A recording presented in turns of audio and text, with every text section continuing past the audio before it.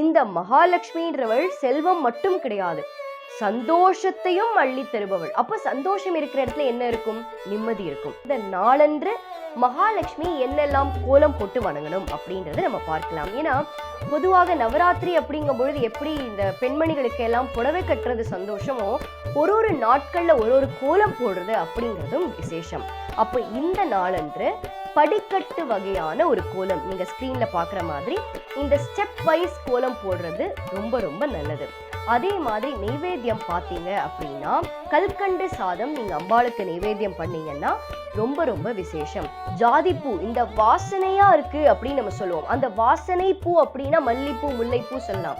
இப்போ வாசனையா நம்மளுடைய வாழ்க்கை ஆகணும் அப்படின்றதுக்காக அம்பாளுக்கு ஜாதிப்பூவை சாத்துறோம். லலிதா சஹஸ்ரநாமத்தை படிக்க முடியாதவங்களுக்கு மகாபெரியவா என்ன சொல்லியிருக்கா அப்படின்னா, லலிதா சப்த நாமாவளி அப்படின்னு ஒண்ணு கொடுத்திருக்கா. தன்னுடைய தவ யோகத்தினால் லலிதா சப்த நாமாவளி அப்படின்ற ஒரு ஸ்லோகத்தை கொடுத்து வெறும் 7 லைன் தான் இருக்கும். நீங்களும் என் கூட சேர்ந்து சொல்லலாம்.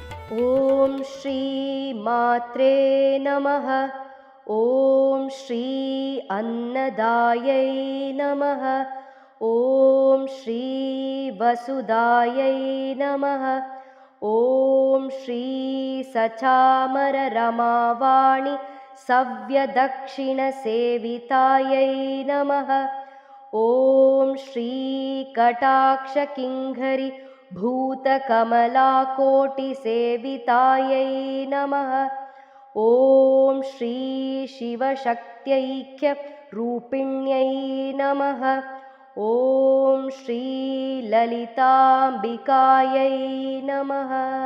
இப்போ இந்த ஸ்ரீ லலிதா சப்த நாமாவளி அப்படின்னு சொல்லக்கூடிய இந்த அற்புதமான ஸ்லோகம் நீங்க கேட்டீங்க.